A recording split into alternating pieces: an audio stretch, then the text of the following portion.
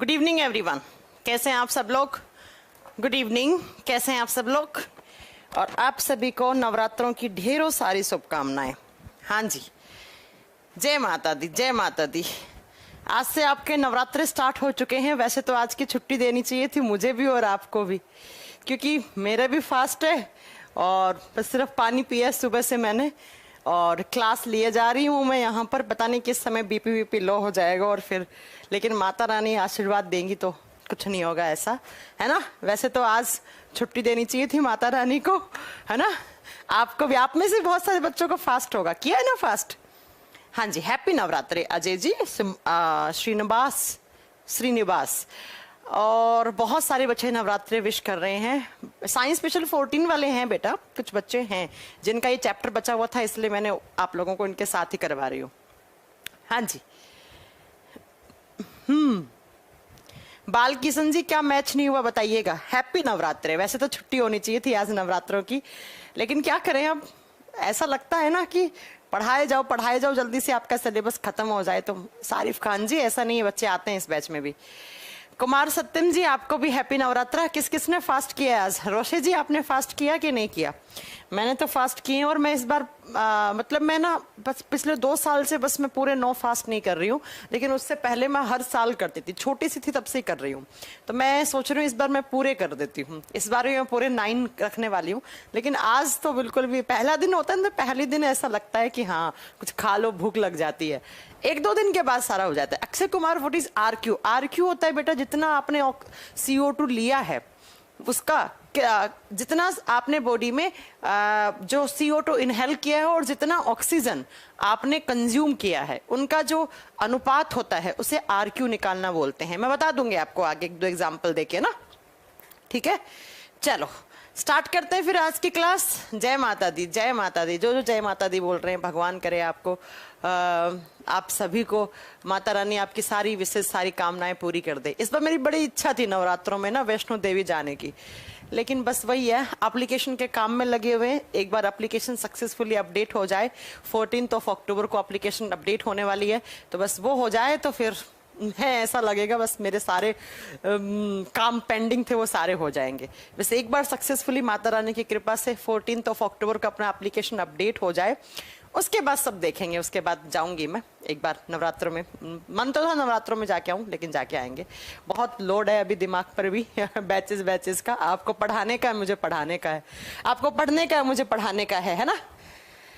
Ma'am leucocyte का part, बेटा leucocyte का B और T लिम्फोसाइट बताया था, लेकिन मैंने कहा था B लिम्फोसाइट T लिम्फोसाइट के बारे में बात करेंगे जब हम आपको थाइमस ग्लैंड पढ़ाएंगे। बाल किशन, जब हम आपको थाइमस ग्लैंड पढ़ाएंगे, क्योंकि थाइमस ग्लैंड में मैच्योर होती है B लिम्फोसाइट, इसलिए मैंने जानबूझ को इसको स्किप करा है बेटा।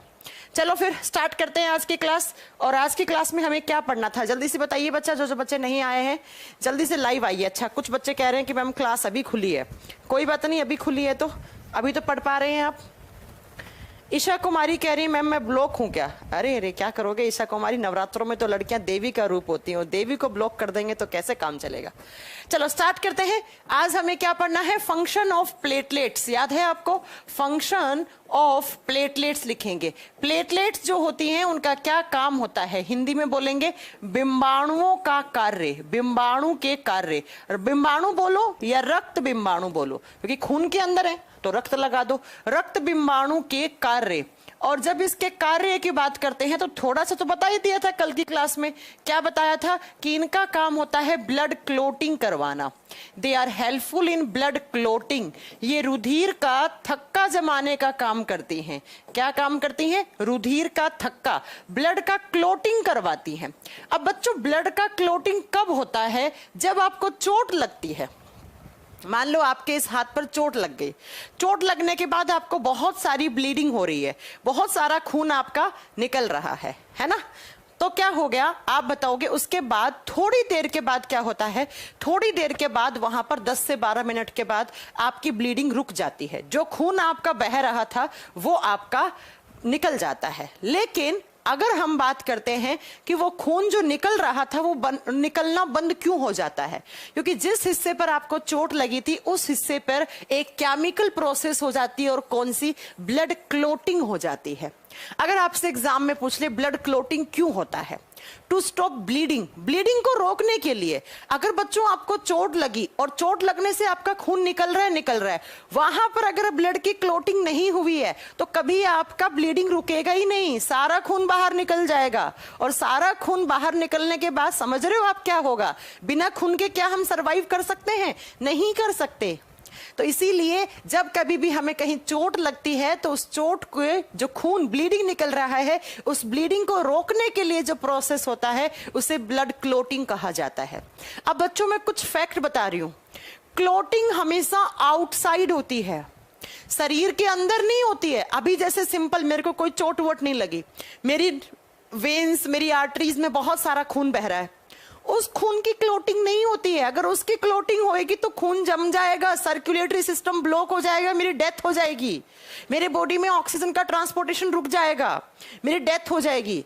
क्लोटिंग हमेशा कहां होता है? जहां चोट लगती है। और चोट लगने का मतलब क्या है? आउटसाइड। आउटसाइड का मतलब समझ रहे हो आप? जहां पर चोट लगी है, जहां के मसल्स, मांस फटा है, जहां की सेल्स खराब हो गई हैं, वहां पर आपका क्लोटिंग होना चाहिए।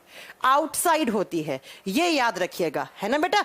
Outside the body. Outside the body का मतलब क्या हो गया? जहां पर चोट लगती है वहां पर क्लोट बनना चाहिए। अब बात करते हैं मैम ब्लड का क्लोट कैसे बन जाता है। ध्यान से सुनना। आपको याद है जब मैंने आपको प्लाज्मा करवाया था तो प्लाज्मा में मैंने कहा था प्लाज्मा में होते हैं कुछ क्लोटिंग प्रोटीन। यस मैम, आपने बताया था। कौन कौन से बताए थे? जल्दी से याद करो।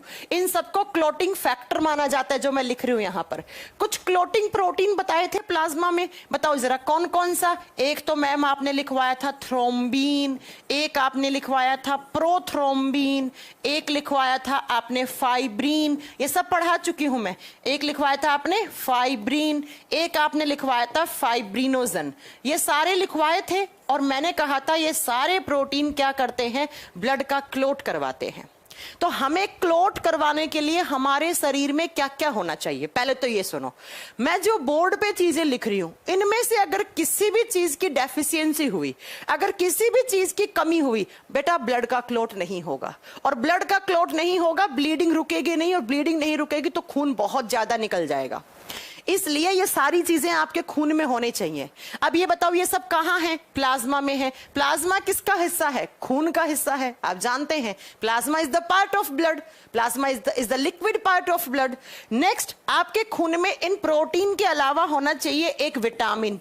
कौन सा विटामिन? विटामिन के। और बच्चों ये हर एग्जाम में क्वेश्चन आता है कि which vitamin is helpful in blood clotting process.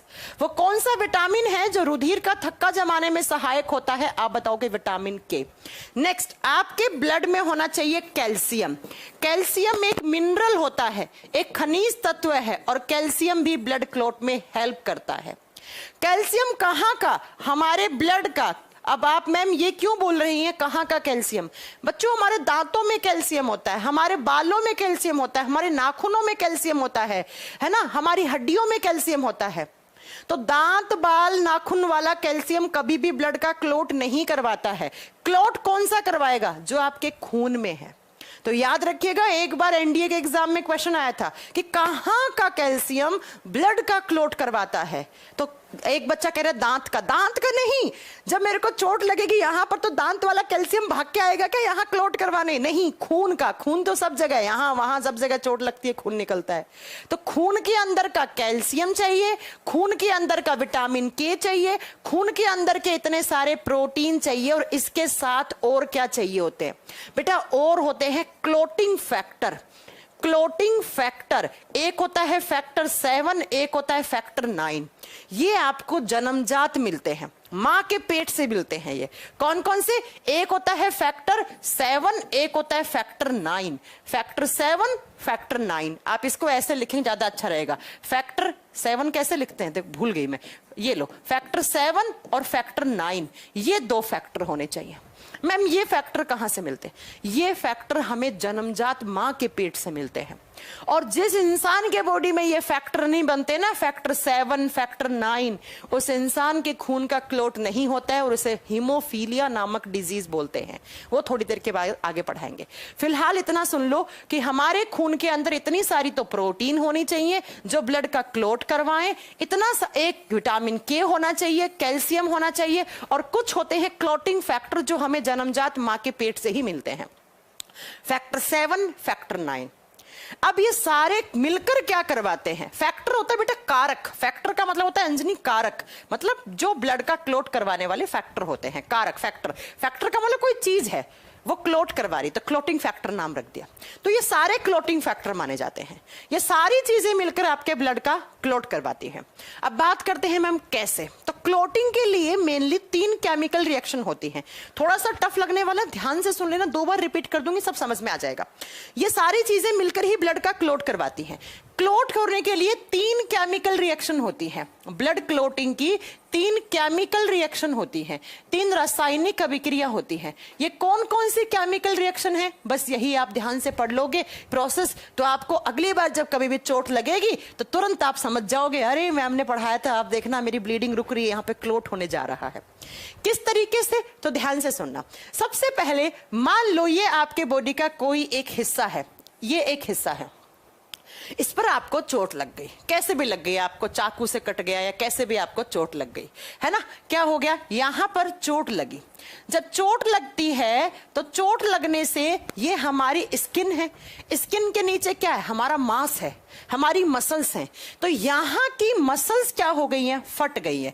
भाई जब खून निकला, ये स्किन है, स्किन की सबसे बाहरी लेयर है, उसके जस्ट नीचे आपकी मसल्स होती है, मांस होता है, उसके नीचे आपकी आर्टरीज, वेन्स ये रहती हैं। तो जब चोट लगी, खून निकला, खून किस में था, आर्टरीज और वेन्स में। इसका मतलब मैम आर्टरीज और वेन्स फट गई होंगी, तभी तो खून निकला होगा।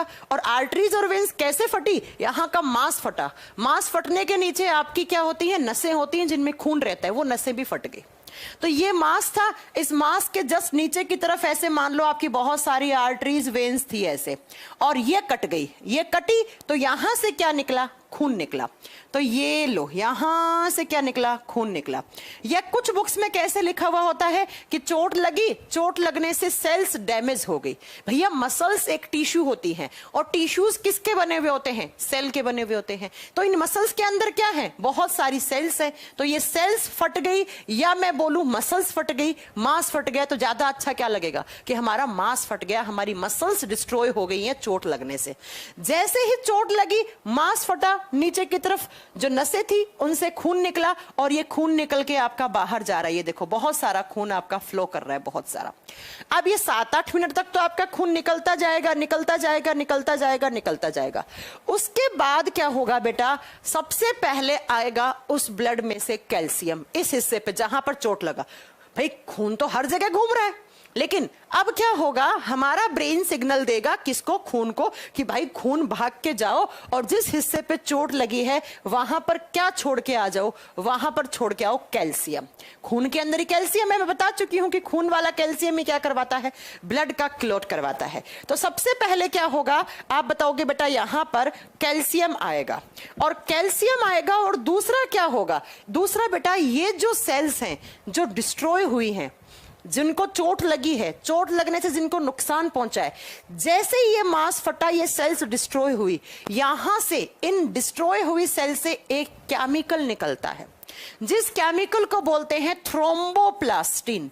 जिसे क्या बोलते हैं, थ्रोम्बोप्लास्टिन। ये क्या है बेटा, ये है एक केमिकल, ये थ्रोम्बोप्लास्टिन एक केमिकल है। यहां से ही खून से, जहां से खून बह रहा था, उसी खून में कैल्शियम आ गया। जो सेल्स डिस्ट्रॉय हुई थी, उन सेल्स ने एक केमिकल रिलीज कर दिया। कौन सा केमिकल, थ्रोम्बोप्लास्टिन। अब ये कैल्शियम और थ्रोम्बोप्लास्टिन की प्रेजेंस में क्या होगा, तो इसी खून के अंदर होते हैं क्लोटिंग फैक्टर। तो सबसे पहला होता है प्रोथ्रोम्बिन। 1 नंबर की केमिकल रिएक्शन होने जा रही है, ध्यान से सुनना। मैंने लिखवाया था कि प्रोथ्रोम्बिन एक हमारे ब्लड में जो प्लाज्मा है उसके अंदर एक प्रोटीन होता है। यस मैम, आपने बताया था। तो क्या होगा, सबसे पहले जो प्रोथ्रोम्बिन है जो प्लाज्मा से आया है, प्रोथ्रोम्बिन किस में था, प्लाज्मा में था। ये प्रोथ्रोम्बिन किसकी प्रेजेंस में? ये प्रोथ्रोम्बिन कैल्शियम और इसकी प्रेजेंस में, पहला है कैल्शियम लिखो, दूसरा इस केमिकल की प्रेजेंस में थ्रोम्बोप्लास्टिन की प्रेजेंस में क्या होता है बेटा? प्रोथ्रोम्बिन एक्टिव होता है थ्रोम्बिन में। बच्चों ये जो थ्रोम्बिन है ना, ये एक्टिव है। एक्टिव का मतलब क्या है? ये काम कर सकता है। एंजाइम वाले चैप्टर में पढ़ाया था ना, ये प्रोथ्रोम्बिन जिसके आगे प्रो लगा हुआ हो, जैसे याद करो प्रो, एक मैंने आपको पढ़ाया था पेप्सिनोजन, है ना, एक पढ़ाया था प्रोकैसिन भी पढ़ाया था अगर आपको याद हो तो। ये है नॉन एक्टिव। नॉन एक्टिव का मतलब है ये है तो सही हमारी प्लाज्मा में, लेकिन ये काम करने लायक नहीं है। ये प्रेजेंस तो है इसकी, लेकिन ये काम करने लायक नहीं है। तो सबसे पहले प्रोथ्रोम्बिन कैल्शियम थ्रोम्बोप्लास्टिन केमिकल की प्रेजेंस में थ्रोम्बिन में बदलता है। ये पहला केमिकल रिएक्शन होता है जब कभी आपको चोट लगती है तब। ये पहला केमिकल रिएक्शन होता है। क्या आपको मेरी बात समझ में आ रही है कि क्या होता है? सबसे पहले प्रोथ्रोम्बिन को थ्रोम्बिन में एक्टिव किया जाता है ताकि थ्रोम्बिन अपना काम कर पाए। प्रोथ्रोम्बिन काम करने लायक नहीं है, इसे एक्टिव करवाना पड़ेगा। और ये एक्टिव किसकी प्रेजेंस में होगा? कैल्शियम मिनरल और एक केमिकल थ्रोम्बोप्लास्टिन, इन दोनों की प्रेजेंस में थ्रोम्बिन आ गया। अब ये थ्रोम्बिन क्या करेगा मैम? तो आपको मैंने लास्ट टू लास्ट क्लास में बताया था कि हमारी नसों में कभी भी खून जमता नहीं है। हमारी नसों में खून जमता नहीं है। क्यों नहीं जमता? क्योंकि हमारी नसों में एक एंटी क्लोटिंग फैक्टर पाया जाता है। और कौन सा? हिपैरिन। बच्चों हिपैरिन ब्लड का क्लोट नहीं होने देता, लेकिन अभी तो आपको ब्लड का क्लोट करवाना है। हिपैरिन कहां पर ब्लड का क्लोट नहीं होने देता? हमारे शरीर के अंदर, इनसाइड द बॉडी। लेकिन जब आपको चोट लगी है उस समय तो ब्लड का क्लोट करवाना है। तो हिपैरिन कहेगा कि मैं ब्लड का क्लोट नहीं होने दूंगा और आपको ब्लड का क्लोटिंग करवाना है। तो सबसे पहले क्या करना पड़ेगा? इस हिपैरिन को डीएक्टिवेट करवाना पड़ेगा। हिपैरिन आएगा भागा भागा, इन प्रोटीन को बोलेगा हाँ भाई साहब क्या कर रहे हो, क्या कर रहे हो? ये बोलेंगे हम तो ब्लड का क्लोट करवा रहे हैं। तो हिपैरिन कहेगा मेरी प्रेजेंस में कैसे करवा सकते हो ब्लड का क्लोट? मैं तो ब्लड का क्लोट होने नहीं दूंगा। तो ये थ्रोम्बिन क्या करता है बच्चों? ये थ्रोम्बिन सबसे पहले इस हिपैरिन को डीएक्टिवेट करता है कि तू चुपचाप बैठा रहे, हमें अभी ब्लड का क्लोट करवाने दे। तो ये थ्रोम्बिन किसको डीएक्टिवेट करता है? ये डीएक्टिवेट करता है हिपैरिन को। अब हिपैरिन का रोल खत्म हो गया। हिपैरिन दखल अंदाजी नहीं करेगा बिल्कुल भी, क्योंकि हिपैरिन को डीएक्टिवेट कर दिया। डीएक्टिवेट का मतलब वो काम करने लायक नहीं बचा। तो पहला केमिकल रिएक्शन क्या हुआ मैम? चोट लगी, चोट लगने से हमारा मांस फटा, मांस के अंदर जो सेल्स फटी हैं, जो सेल्स को नुकसान पहुंचा है, वो सेल क्या करती हैं? एक केमिकल रिलीज करती हैं थ्रोम्बोप्लास्टिन। दूसरा, जो हमारा खून होता है उसी खून के अंदर कैल्शियम होता है। तो कैल्शियम और थ्रोम्बोप्लास्टिन की प्रेजेंस में एक हमारे बॉडी में प्रोटीन होता है, कौन सा? प्रोथ्रोम्बिन, जो पहले से नॉन एक्टिव है, उसे एक्टिवेट करवाते हैं ये दोनों। और किस में? तो थ्रोम्बिन में। थ्रोम्बिन जाकर किसको डीएक्टिवेट करता है? हिपैरिन को। वरना तो हिपैरिन कभी ब्लड का क्लोट नहीं बनने देगा। निशा कुमारी जी, आप क्लास में 20 मिनट लेट आते हैं और उसके बाद आप उम्मीद करते हैं कि मैं आपको ये बताऊं कि हाँ जी क्लास लाइव है या नहीं है, और नहीं बोलती हूं तो बोलिए बोलिए बोलिए, आप कमेंट कर रहे हैं। कितना अच्छा चैप्टर चल रहा है, एक जगह भी स्किप करा कुछ समझ में नहीं आएगा आपके खोपड़ी में। तो थ्रोम्बिन, अब एग्जाम में क्वेश्चन क्या आएगा? हिपैरिन को डीएक्टिवेट कौन करता है? तो थ्रोम्बिन। अब हिपैरिन तो अपनी प्रेजेंस शो नहीं करेगा, हिपैरिन कहेगा भाई साहब कर लो, तुम जो करना है वो कर लो। अब दूसरा केमिकल रिएक्शन क्या होगा? तो दूसरा सुनना, ये थ्रोम्बिन किसके साथ जुड़ेगा? ध्यान से सुनिएगा बेटा, ये बहुत अच्छा चीज पढ़ा रही हूं मैं, क्योंकि एग्जाम में ना बच्चों को बहुत टफ चैप्टर लगता है। जो नीट वीट वाले बच्चे होते हैं ना, वो तो पढ़ते भी नहीं है इस चीज को ढंग से, मतलब।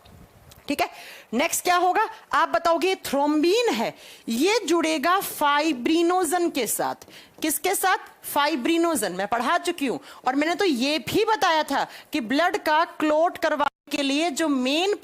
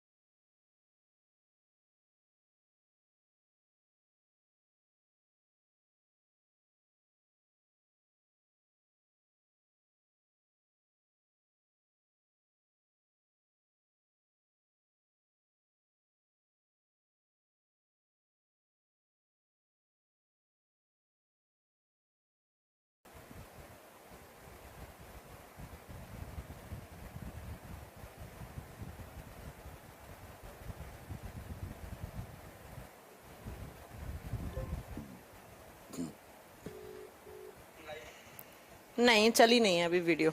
चल गई चलो बच्चों, चल गई ना अभी क्लास?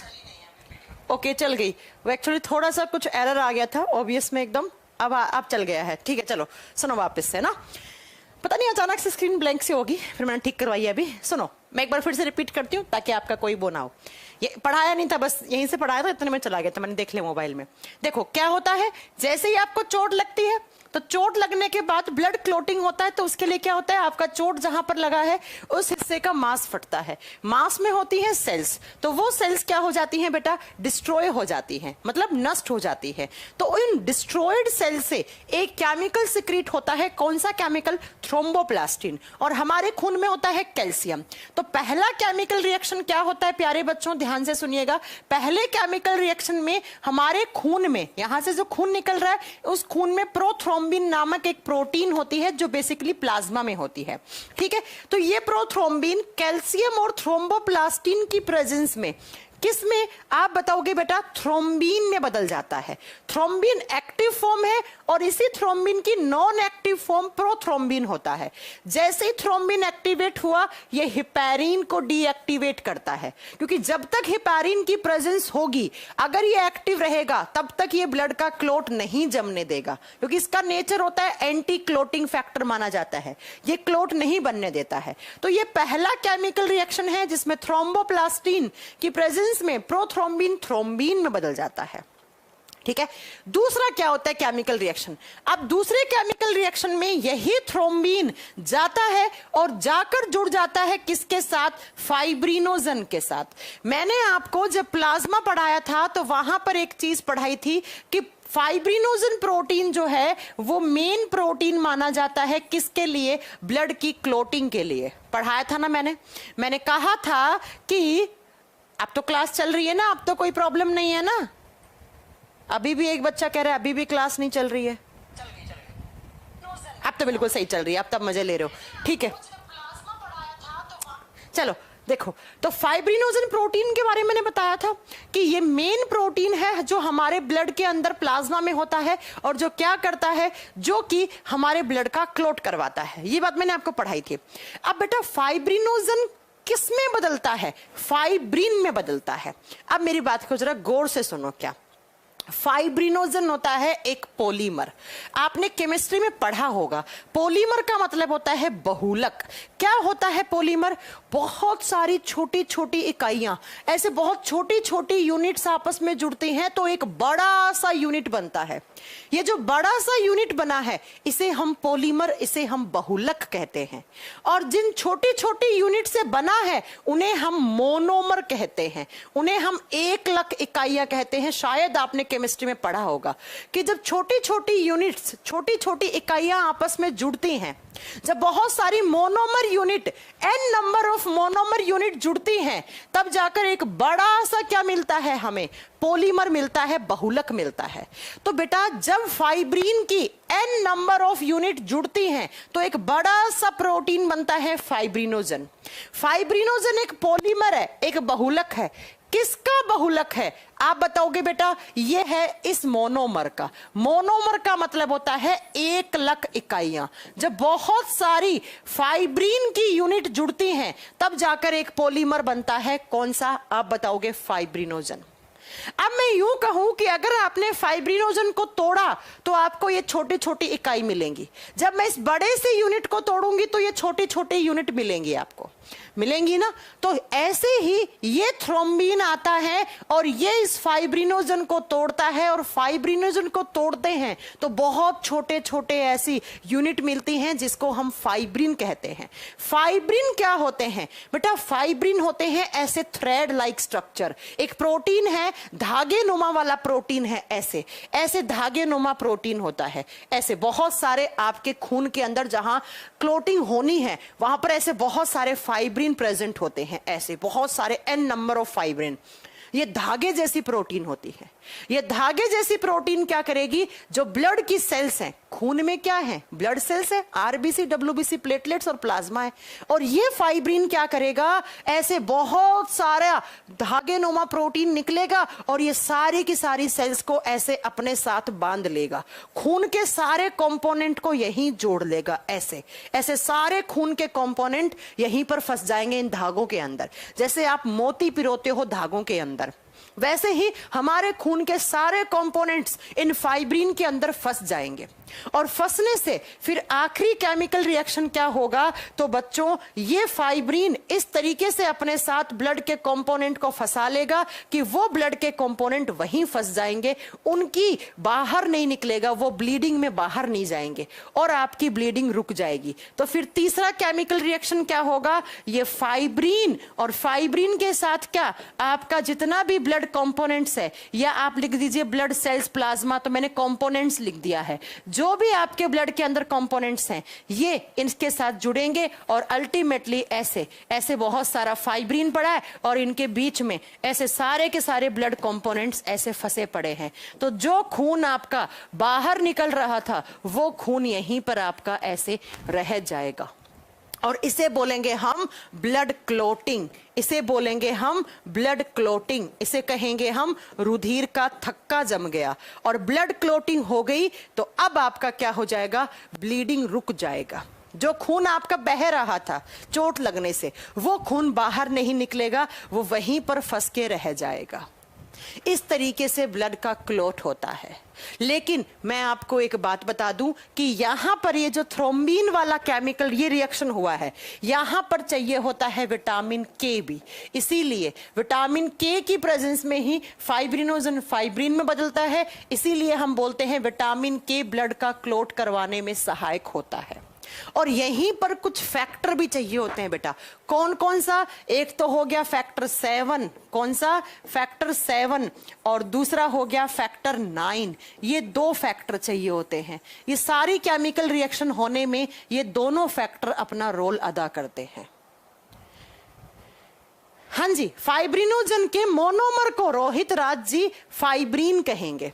अब मैं एक बार फिर से समझाती हूं, सिर्फ सुनिएगा, क्योंकि एग्जाम में क्वेश्चन कैसे आएंगे फिर हम आपको सारे क्वेश्चन भी करवा देंगे, ताकि आपका ये चैप्टर आपका अच्छे से आपको ये कॉन्सेप्ट क्लियर हो जाए। मैं दोनों बता दूंगी, बस थोड़ी देर आप रुकिएगा। कैसे? तो बच्चों ध्यान से सुनना। आपको चोट लगी इस हिस्से पे, चोट लगा, चोट लगने से सेल्स डिस्ट्रॉय हो गया, मांस फट गया, नसें फट गई, खून निकल रहा है। उस खून में है कैल्शियम। जहां जहां पेन चल रहा है वहां देखना। जो मसल्स मांस फटा, उसमें जो सेल्स होती हैं वो एक केमिकल रिलीज करती हैं। और कौन सा केमिकल? थ्रोम्बोप्लास्टिन। जो खून निकल रहा था उसमें एक प्रोटीन होती है प्रोथ्रोम्बिन, जो नॉन एक्टिव है। इसे एक्टिव करवाना है तो इसे कैल्शियम और थ्रोम्बोप्लास्टिन देना पड़ेगा। इन दोनों की प्रेजेंस में ये प्रोथ्रोम्बिन थ्रोम्बिन में बदलता है। थ्रोम्बिन सबसे पहले जाएगा, हेपारिन को डीएक्टिवेट करेगा। पहला क्वेश्चन एग्जाम का।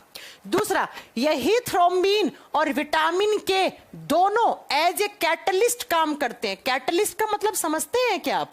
कैटलिस्ट का मतलब होता है उत्प्रेरक। उत्प्रेरक क्या करते हैं बेटा? किसी भी केमिकल रिएक्शन की रेट को फास्ट कर देते हैं। तो ये भी तो एक केमिकल रिएक्शन हो रही है, तो इसे फास्ट करवाएंगे कैटलिस्ट। तो यहां पर थ्रोम्बिन और विटामिन के कैटलिस्ट की तरह काम करते हैं और इस फाइब्रिनोजन को बदल देते हैं फाइब्रिन में। फाइब्रिनोजन एक पॉलीमर है, एक बहुलक है, एक बहुत बड़ा मॉलिक्यूल है। जब वो टूटेगा तो ऐसे थ्रेड जैसी, ऐसे धागे जैसी प्रोटीन निकलेंगी, ऐसे बहुत सारी। और ये धागे जैसी प्रोटीन जितना भी आपके ब्लड के अंदर कंपोनेंट्स हैं, आरबीसी, डब्ल्यूबीसी, प्लेटलेट्स, इन सबको यहां बांध के रख लेंगी। तो जहां पर आपको चोट लगी थी, चोट लगने से यही चीजें तो बाहर निकल रही थी, लेकिन यही चीजें यहीं पर रह गई बंद के। तो इसे बोल दिया कि ब्लड का क्या हो गया? क्लोट हो गया। ब्लड क्लोटिंग हो गया, रुधिर का थक्का जम गया।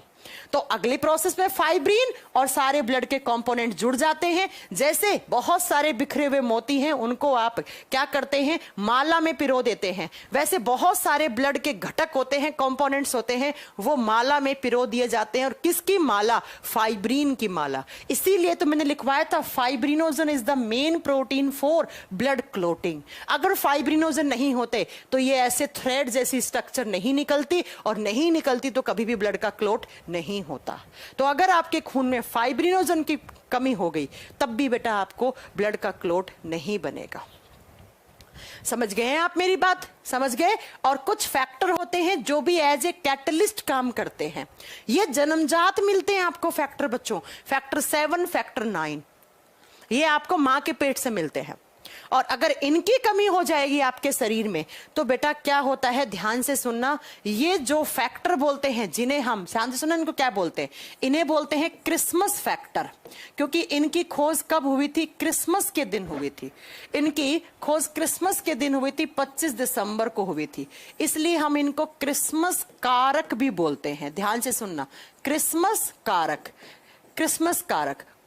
और क्या इनको बोलो? क्लोटिंग फैक्टर, वो फैक्टर जो आपको जन्मजात मिले हैं बेटा, मां के पेट से मिले हैं। कौन कौन से हैं? एक मान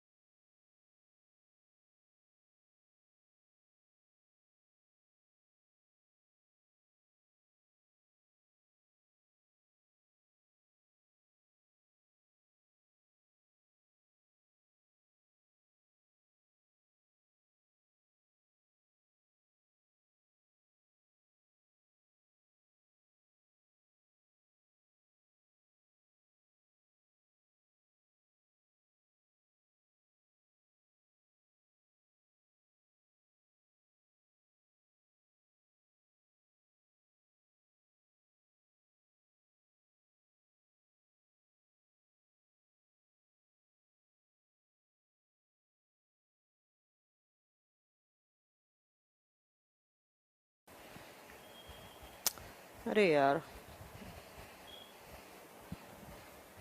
अपडेट करने की जरूरत है इसे।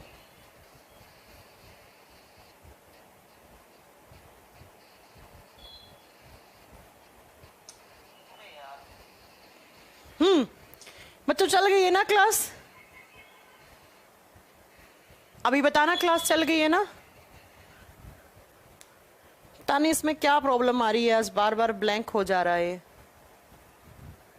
हाँ कोई थोड़ा सा ना वो हो गया है, अब ठीक है, अब आ गया। देखो क्या हो गया है इसमें, बार बार शायद ना सिस्टम को अपडेट करना है, मुझे ऐसा लग रहा है शायद हमारे सिस्टम को अपडेट करने की जरूरत है, बेचारे को बार बार ब्लैंक होता जा रहा है। चलो अभी चल गई है। नरेंद्र कुमार मीना जी का कहना है, नरेंद्र कुमार मीना बहुत पिटोगे याद रखना, ठीक है ना? ऐसे क्यों हो रहा है पता नहीं, कोई सिस्टम अपडेट करने का।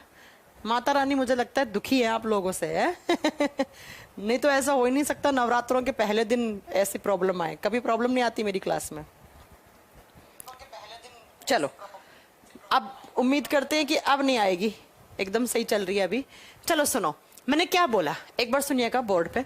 मैंने कहा कि जो फैक्टर 7 और फैक्टर 9 होते हैं इन्हें कहा जाता है क्रिसमस फैक्टर, इन्हें कहा जाता है क्रिसमस कारक। फिर से बताते हैं आपको, ये क्रिसमस कारक या इन्हीं को हम क्लोटिंग फैक्टर भी बोलते हैं। लेकिन ये फैक्टर ऐसे होते हैं जो आपको बाय बर्थ मिलते हैं। बाय बर्थ का मतलब है ये हमें पिछली जनरेशन से मिलते हैं, ये पिछली पीढ़ी से मिलते हैं। एक पीढ़ी से दूसरी पीढ़ी में ये आगे से आगे क्या होते हैं, जीन के थ्रू आगे से आगे। मैंने जीन के बारे में पढ़ाया था आपको कि जीन क्या करता है। जीन कुछ कैरेक्टर हमें पिछली पीढ़ी से मिलते हैं, उन्हें अगली पीढ़ी में ले जाने का काम करता है। तो ऐसे ही ये जो कैरेक्टर होते हैं ये जीन के थ्रू हमें पिछली जनरेशन से मिलते हैं। लेकिन कुछ लोगों में ये ट्रांसफर नहीं हो पाते हैं, उनके जीन में या उनके क्रोमोसोम में कुछ प्रॉब्लम हो गई किसी भी टाइप की। तो क्या हो गया कि उन लोगों के अंदर ये फैक्टर आगे ट्रांसफर नहीं हो पाते हैं, ये फैक्टर 7 और फैक्टर 9 आगे ट्रांसफर नहीं हो पाते हैं। और जब नहीं होते हैं तो यहां से एक जेनेटिक डिसऑर्डर बनता है या एक हेरिडिटरी डिजीज बनती है, जिसका नाम क्या होता है, जिसका नाम बोलते हैं बेटा हीमोफीलिया। हीमोफीलिया, हीमोफीलिया एक जेनेटिक डिजीज होती है। क्या हो गया कि एक जेनेटिक डिजीज होती है हीमोफीलिया, इसी को हम आनुवंशिक रोग बोलते हैं। और ये आनुवंशिक रोग क्यों है, क्योंकि इस बीमारी के अंदर किसी किसी इंसान में जीन या उसके क्रोमोसोम में प्रॉब्लम होने की वजह से उसके बॉडी में ये फैक्टर 7 और फैक्टर 9 पिछली जनरेशन से नहीं आए। और जब नहीं आए तो ऐसे लोगों में ब्लड का क्लॉट नहीं बनता है, ब्लड का क्लॉट नहीं बनता है। और ऐसे लोगों को जब जब चोट लगती है तब तब उन लोगों का ब्लड का क्लॉट बनेगा नहीं और उन लोगों की ब्लीडिंग होती जाएगी, होती जाएगी, होती जाएगी, है ना, होती जाएगी, होती जाएगी।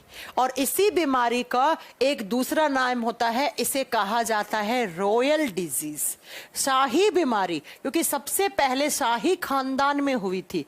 ऐसा माना जाता है कि जो क्वीन विक्टोरिया की फैमिली में सबसे पहले ये बीमारी पाई गई थी। क्वीन विक्टोरिया की फैमिली में सबसे पहले हुई थी ये। और उसके बाद लोगों को धीरे धीरे मालूम चलने लगा था कि ऐसी कोई बीमारी है। तो एग्जाम में क्वेश्चन आता है कि वो कौन सी बीमारी है जिसमें ब्लड का क्लॉट नहीं होता है, या क्लॉटिंग होगा तो टाइम बहुत ज्यादा लगेगा। बेटा अगर मैं बात करूं ना कि क्लॉटिंग का टाइम कितना होता है, नॉर्मली क्लॉटिंग का टाइम बस 4 से 5 मिनट होता है, और मैक्सिमम, सबसे मैक्सिमम मानोगे तो बेटा 15 मिनट से ज्यादा अगर ब्लड का क्लॉट नहीं हो रहा है तो आपके बॉडी में कुछ ना कुछ डिफॉल्ट है, या तो कैल्शियम नहीं है, या विटामिन के नहीं है, या फैक्टर 9 और ये नहीं है। तो याद रखिएगा कि इस बीमारी के अंदर लोगों के बॉडी में जेनेटिकली कुछ फैक्टर नहीं होते हैं जिन्हें क्रिसमस फैक्टर बोलते हैं। और जब ये नहीं होते हैं तो ऐसे लोगों में या तो ब्लड का क्लॉट ही नहीं होगा, या क्लॉट तो होगा लेकिन टाइम बहुत ज्यादा लगेगा। मान लो 2 घंटे लग गए क्लॉटिंग में, होना चाहिए था क्लॉटिंग 4 से 5 और मैक्सिमम 15 मिनट मैक्सिमम, है ना, और आपका लग गया 2 घंटे। 2 घंटे तक तो आप सोचिए कितना खून बह जाएगा, और आपके बॉडी में तो 5 से 6 लीटर खून होता है। तो इसीलिए आप बताओगे बेटा रोसे बेटा विटामिन के कैटलिस्ट की तरह काम करता है, ठीक है। तो इन लोगों के अंदर ब्लड का क्लॉट अच्छे से नहीं बन पाता है, और ये सबसे पहले क्वीन विक्टोरिया की फैमिली में हुई थी। और क्वीन विक्टोरिया की फैमिली आप जानते हैं एक रॉयल फैमिली है, इसलिए इसे रॉयल डिजीज का नाम दिया गया। बिहार में एक परिवार है, आप पढ़ लेना, करंट में आप पढ़ते होंगे आप, बिहार में एक फैमिली है, उसकी 9 जनरेशन तक ये बीमारी अभी तक ट्रांसफर हो रही है। इंडिया में बिहार में एक परिवार है, उसमें 9 जनरेशन, 9 पीढ़ी तक ये बीमारी ट्रांसफर हो गई है, और उनके लोगों के सैंपल लेकर जाते हैं डॉक्टर, साइंटिस्ट इस पे काम कर रहे हैं, ठीक है। तो ये याद रखिएगा, फैक्टर 7 और फैक्टर 9 ये हमारे खून में ही होते हैं, लेकिन ये हमें बाय बर्थ मिलते हैं। अब नहीं है तो फिर क्या कर सकते हैं, ठीक है। तो इस चीज को याद रखिएगा, इसे हीमोफीलिया डिजीज कहा जाता है ना। बात समझ में आ गई मेरी बात। अब बात करते हैं बेटा क्या कि अगर हमारे बॉडी में जैसे आरबीसी कम हुआ तो क्या हुआ, डब्ल्यूबीसी कम हुआ तो क्या हुआ, ऐसे ही अगर आपके बॉडी में प्लेटलेट्स की संख्या में कमी आ जाए, प्लेटलेट्स की संख्या में डिक्रीज हो जाए, मान लो प्लेटलेट्स क्या होगी, डिक्रीज हो गई, और प्लेटलेट्स का मेन काम हमने क्या लिखा है, ब्लड क्लोटिंग करवाना। मेन काम होता है प्लेटलेट्स का उस फाइब्रिन प्रोटीन के साथ जुड़कर और ऐसे उसके अंदर फंस जाना, धागे नुमा संरचना के अंदर फंसकर वो ब्लड का जो ब्लीडिंग हो रही है उसको रोक देते हैं। बेटा आपको पता नहीं है, अरुणगर्ग जेनेटिक डिजीजेस का इलाज नहीं होता है, आनुवंशिक रोगों का कोई बीमारी नहीं, इलाज नहीं होता, आपको मालूम नहीं है ये बात, ठीक है। तो प्लेटलेट्स डिक्रीज होने से ब्लड का क्लोट नहीं होता है, ब्लड का क्लोटिंग नहीं होगा, नो ब्लड क्लोटिंग, या क्लोटिंग तो होगी ब्लड क्लोटिंग नहीं होगा, या क्लोटिंग होगी लेकिन टाइम एक्सटेंड हो जाएगा, टाइम ज्यादा लग जाएगा, और जितना ज्यादा क्लोटिंग में टाइम लगेगा प्यारे बच्चों उतना ज्यादा खून बाहर निकल जाएगा। अब अगर प्लेटलेट्स बहुत ज्यादा हो जाती हैं, प्लेटलेट्स बहुत ज्यादा हो गई बेटा, ज्यादा हो गई तो ये ब्लड का क्लोटिंग हमारे शरीर के अंदर कर देते हैं, और इनसाइड द बॉडी क्लोटिंग कहां होने लग जाती है, इनसाइड द बॉडी, हमारे शरीर के अंदर ही ब्लड का क्लोट बनने लग जाएगा। भाई अगर प्लेटलेट्स ज्यादा हुई तो फैक्टर भी ज्यादा हो गए, और फैक्टर ज्यादा हुए तो शरीर के अंदर क्लोट बन गया, और शरीर के अंदर जब कभी क्लोट बनता है तो उसे थ्रोम्बोसिस कहा जाता है, उसे थ्रोम्बोसिस कहा जाता है, और थ्रोम्बोसिस होने से ब्रेन हैमरेज या कहीं का भी खून है वो जम जाएगा, नसें फट जाएंगी। आप खुद सोचो कि ये एक कोई वेन है या आर्टरी है, इसके अंदर ऐसे खून जा रहा था, लेकिन आपके खून के अंदर प्लेटलेट्स की संख्या ज्यादा होगी, प्लेटलेट्स का काम है ब्लड का क्लोट करवाना, और अब बहुत ज्यादा ब्लड प्लेटलेट्स होगी तो ऐसे इस खून की क्लोटिंग हो जाएगी अंदर, और ये खून की क्लोटिंग हुई तो खून अंदर ही जम गया आपकी नसों के अंदर, और अंदर जम गया तो उसे थ्रोम्बोसिस कहा जाता है। तो ना ही तो प्लेटलेट्स कम होनी चाहिए, ना ही प्लेटलेट्स ज्यादा होनी चाहिए बेटा। इसे आपने सुना ना, ब्रेन हैमरेज हो गया किसी इंसान का, हैमरेज में क्या होता है, नसों के अंदर खून जम जाता है, नस फट जाती है, उसी को तो हैमरेज कहा जाता है। तो कहीं पर भी किसी भी नस के अंदर ब्लॉकेज हो सकती है। अब आम दिनों में आजकल कितनी सारी बीमारियां सुनते हैं आपकी, फलाने के इंसान की हार्ट की नस ब्लॉक हो गई, उसे हार्ट अटैक आ गया, उसके ब्रेन की नस फेल हो गई, ऐसा कुछ आप सुनते होंगे बहुत बार, है ना। तो ये याद रखिएगा बेटा, है ना। प्लेटलेट्स की कमी होने से क्या होता है, ब्लड का क्लोट नहीं होगा या टाइम ज्यादा लग जाएगा। प्लेटलेट्स ज्यादा होगी तो क्लोटिंग होनी थी जहां चोट लगती है वहां, लेकिन अगर बहुत ज्यादा होगी तो हमारे शरीर के अंदर ब्लड का क्लोट जम जाएगा, जिसे थ्रोम्बोसिस कहा जाता है, जिसे थ्रोम्बोसिस कहा जाता है, ये याद रखिएगा। अब आपने मैं आपको कुछ क्वेश्चन पूछूं आपसे जो एग्जाम में आते हैं अक्सर, ठीक है, बड़ी आम बात है ये, आजकल हर लोगों को मिलती है, नसें फटना, नसें ब्लॉक होना। अब मैं कुछ क्वेश्चंस पूछ रही हूं आपसे, इनका आंसर दीजिएगा, तब तो मैं मानूंगी कि आपको एग्जाम में आपके अच्छे क्वेश्चन कर लोगे आप। सबसे पहला क्वेश्चन का आंसर दीजिएगा, कौन सी ब्लड सेल्स हैं जिनका काम ब्लड का क्लोट करवाना होता है। चलो, कौन सी ब्लड सेल्स हैं जो ब्लड क्लोटिंग करवाती हैं। अब फिर क्लास रुक गया है क्या, मैं तो परेशान हो जाऊंगी अगर फिर रुक गया है तो, फिर तो मुझे आज बुलाना पड़ेगा टेक्निकल टीम से किसी को और ठीक करवाना होगा।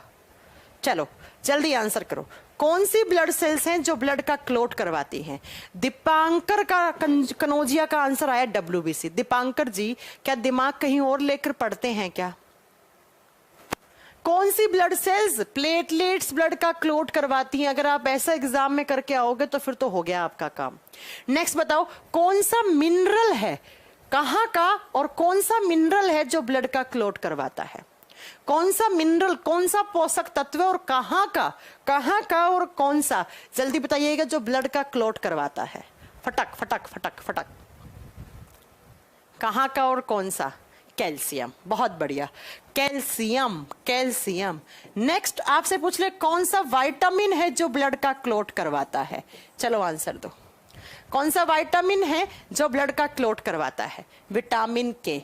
कौन से फैक्टर जिन्हें हम बोलते हैं क्रिसमस फैक्टर, कौन से फैक्टर, क्रिसमस फैक्टर। और ये क्रिसमस फैक्टर क्या, कौन कौन से, फैक्टर 7, फैक्टर 9 माने जाते हैं। और अगर ये नहीं हुए तो कौन सी बीमारी हो जाएगी, हीमोफीलिया। और हीमोफीलिया कैसा बीमारी है, एक हेरिडिटरी, एक जेनेटिक डिसऑर्डर है, एक आनुवंशिक रोग है।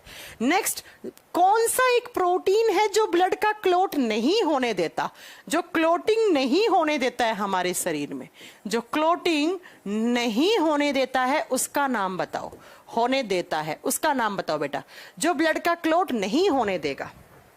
हिपैरिन, हिपैरिन सही आंसर कर रहे हैं सब लोग। अगला, ब्लड क्लोटिंग के लिए मेन प्रोटीन कौन सा है, main protein for blood clotting, चलो आंसर करो, main protein for blood clotting, क्या आंसर करोगे, main protein for blood clotting, जल्दी आंसर करो इस क्वेश्चन का।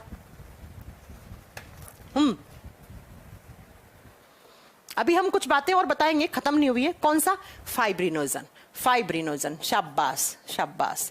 ये कुछ क्वेश्चन थे जिनका आंसर शायद आप लोग बहुत आसानी से दे सकते थे। आप जिनका आंसर नहीं दे सकते वो सुनो क्या। आप जानते हैं हमारे बॉडी के अंदर ब्लड का क्लोट कभी भी नहीं हो सकता। क्यों, क्योंकि हमारे बॉडी में एक एंटी क्लोटिंग प्रोटीन होता है, और कौन सा होता है, हिपैरिन। ये हिपैरिन कौन बनाता है, तो आपको लास्ट टू लास्ट क्लास में बताया था, कुछ अमाउंट में बेसोफिल्स बनाती हैं, याद है, पहले हमने इसिनोफिल लिख दिया था फिर करेक्ट करवाया था, और कुछ अमाउंट में लीवर बनाता है। बताई थी ये चीजें आपको मैम ने। मैंने कहा था हिपैरिन कुछ बेसोफिल्स बनाती है, कुछ लीवर बनाती है। अब मान लो हिपैरिन, बेसोफिल्स और लीवर ये दोनों ही ना हो आपके शरीर में। मान लो आप ज्यादा अल्कोहल लेते हैं, आपका लीवर खराब हो गया, और आपके बॉडी में बेसोफिल्स भी बहुत वैसे ही कम होती हैं और कम हो गई, तो उस समय क्या होगा, उस समय डॉक्टर क्या करेगा, एक तो हिपैरिन नहीं है, हिपैरिन नहीं है तो नसों के अंदर खून जमेगा ही जमेगा। भैया हिपैरिन क्या करता है, ब्लड का क्लोट नहीं होने देता है। अब हिपैरिन नहीं है तो फिर क्या होगा, ब्लड का क्लोट होगा, ब्लड का क्लोट होगा, कोई नस ब्लॉक होगी, डॉक्टर के पास जाओगे, डॉक्टर क्या कहेगा, भाई साहब आपके बॉडी में लीवर वीवर खराब हो गया है, या लीवर में कोई सूजन हुई, लीवर प्रॉपर फंक्शन नहीं कर रहा, या बेसोफिल्स की संख्या कम हो गई है, तो आप में हिपैरिन बनना ढंग से काम नहीं है। तो डॉक्टर आपको क्या देता है, आर्टिफिशियल हिपैरिन देता है। क्या देता है, आर्टिफिशियल हिपैरिन देता है। ये तो नेचुरल था, आपके बॉडी नेचुरल तरीके से बना रही है। और ये क्या है, ये है कृत्रिम हिपैरिन। कृत्रिम का मतलब है जो आपको बाहर से देगा डॉक्टर, और ये आर्टिफिशियल हिपैरिन जो दिया जाता है उसका मेन कंपोनेंट होता है हीरोडिन। हीरोडिन, हीरोडिन कभी आपने सुना हो तो, हीरोडिन। और ये हीरोडिन कहां से मिलता है, लीच जानते हैं, लीच, लीच के सलाइवा से, लीच के लार में पाया जाता है। लीच जिसे आप जोंक बोलते हैं, जो ब्लड सकर होती हैं, खून पी जाती हैं आपका, अगर आपके शरीर पे छोड़ दो ना आपका खून पी जाती हैं वो। तो याद रखिएगा बेटा। नेक्स्ट, अगर आपके बॉडी में हिपैरिन नहीं है तो डॉक्टर हीरोडिन नामक एक केमिकल देता है इंजेक्शंस की फॉर्म में, है ना, या आपको क्या लगाता है, ब्लड थिनर्स लगते हैं आपको। ब्लड थिनर क्या होते हैं, जो खून को पतला कर दे, क्योंकि आपका खून गाढ़ा हो होकर जम गया है ऐसे नसों में, हिपैरिन नहीं था इसलिए आपका खून ऐसे जम गया है।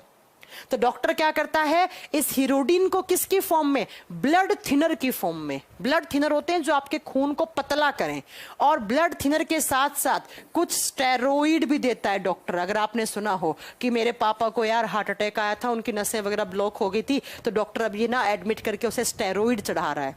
क्यों, क्योंकि आपके पापा का खून जो है, आपका मतलब कभी ना हो, भगवान ना करे आपके साथ ऐसा हो, मैं तो एग्जाम्पल दे रही हूँ, खून अंदर जमने लग गया था, खून गाढ़ा हो गया था, बिकॉज आपके पापा के बॉडी में हिपैरिन नहीं था। तो आप डॉक्टर क्या कर रहा है, कुछ ब्लड थिनर दे रहा है, उसके अंदर हीरोडिन डाल रहा है, और ये हीरोडिन उसी तरीके से काम करेगा जिस तरीके से आपका नेचुरल हिपैरिन कर रहा था। किसके साथ, स्टेरॉइड वगैरह मिलाकर देता है इंजेक्शन के फॉर्म में। तो ये आर्टिफिशियल तरीके से आपको बाहर से चढ़ाया जाएगा। अब नेक्स्ट क्वेश्चन क्या आता है, आपने कभी ब्लड बैंक में देखा होगा, आप या खून कभी आपने डोनेट किया है, किसी भाई बंधु ने खून दिया है, अगर दिया होगा तो आपने देखा होगा आपका खून निकाला और निकाल कर एक कंटेनर में डालते हैं या एक थैली में डालते हैं, उस थैली में तुरंत डाल देते हैं और उस थैली में पहले से एक केमिकल भरा हुआ होता है। अगर इस केमिकल के अंदर आपका खून नहीं डालेंगे तो भाई साहब जो आपने खून दिया था वो खराब हो गया है, वो अगर किसी को चढ़ेगा तो सामने वाला मर भी सकता है ना। तो जब कभी भी क्या होता है, ब्लड बैंक में आपका खून जमता नहीं है, खून जमता नहीं है, आपके शरीर में तो कौन नहीं जमने देता, हिपैरिन, लेकिन आप ब्लड बैंक में हिपैरिन थोड़ी होगा, हिपैरिन तो अंदर बनता है। या आप जब कभी भी ब्लड डोनेट किए होंगे तो आपने देखा होगा कि जैसे ही आपका खून निकालते हैं तो एक पहले से पाउच होता है, कंटेनर होता है, उसके अंदर या तो वो केमिकल पहले से ऐड होता है या खून डाल के तुरंत उसके अंदर इंजेक्शन लगा के ऐसे एक थैली के अंदर एक केमिकल डालते हैं। अगर आपने दिया होगा तब अच्छे से समझ पा रहे होंगे। अगर गैप हो गया इस केमिकल और इस खून के बीच में जो आपने डोनेट किया है, बट आपका खून खराब हो गया, आपका खून खराब हो गया, आपकी डेथ हो सकती है, जिसको चढ़ेगा उसकी आप डेथ करवा सकते हो। तो उसमें डाले जाते हैं, ब्लड बैंक में खून जमता नहीं है बिकॉज वहां पर कुछ केमिकल काम में लिए जाते हैं और इन केमिकल से क्या होता है, ये खून को जमने नहीं देते हैं।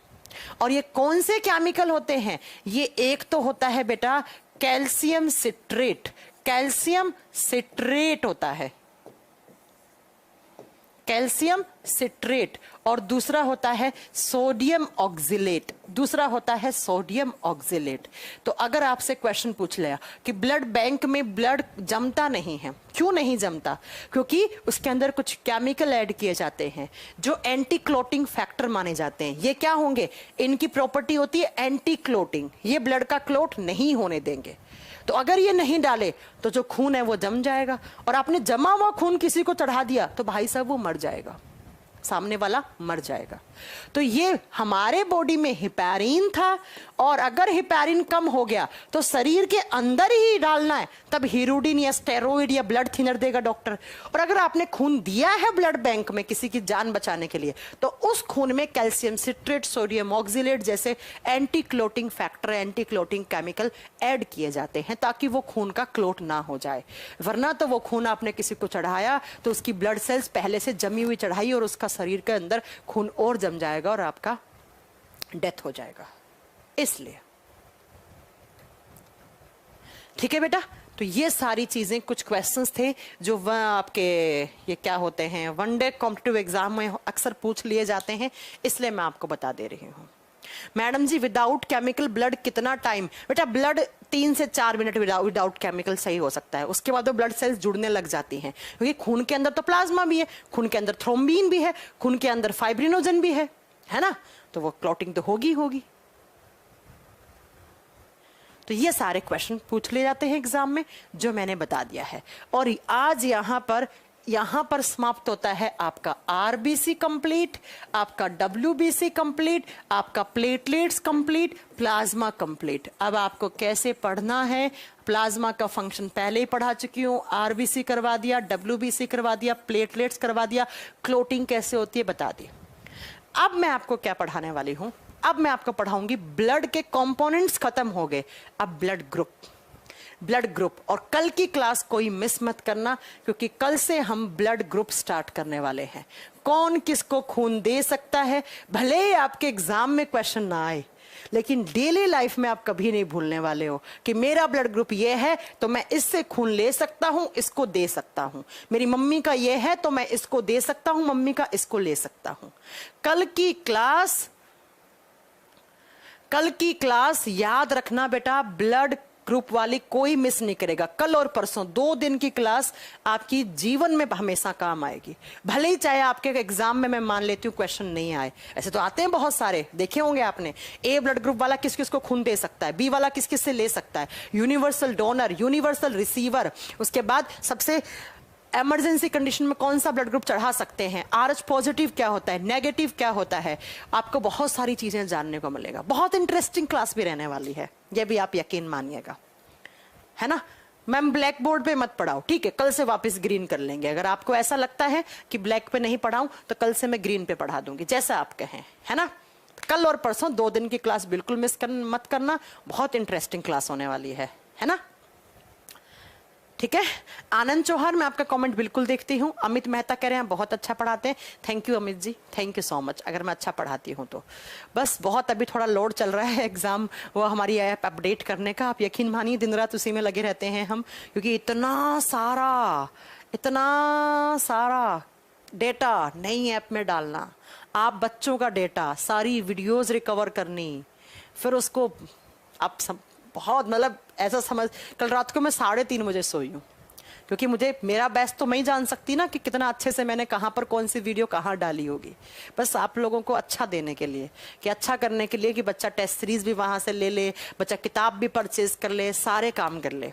और आप लोगों को मैं एक बात और बता दूं, मैं एक कंप्लीट साइंस की एक ऐसी किताब लेकर आने वाली हूँ आप लोगों के सामने, लेकिन दिवाली तक नहीं आ पाएगी, जिसमें biology, chemistry, physics, EVS, ecology के ऐसे क्वेश्चंस दूंगी मैं आपको कि अगर आपने उस किताब के, अगर एक बार, अप्रोक्स 4000 के लमसम क्वेश्चन होने वाले इस किताब में, अगर आपने एक बार पढ़ लिए, आप कोई भी वन डे कॉम्पिटिटिव एग्जाम देना उससे बाहर आज तक के नहीं दिए। इतना अपडेट किताब देने वाली हूं मैं आपको, है ना बेटा। 14 अक्टूबर को कब ऐप अपडेट होगा? 14 अक्टूबर को, 14 अक्टूबर को।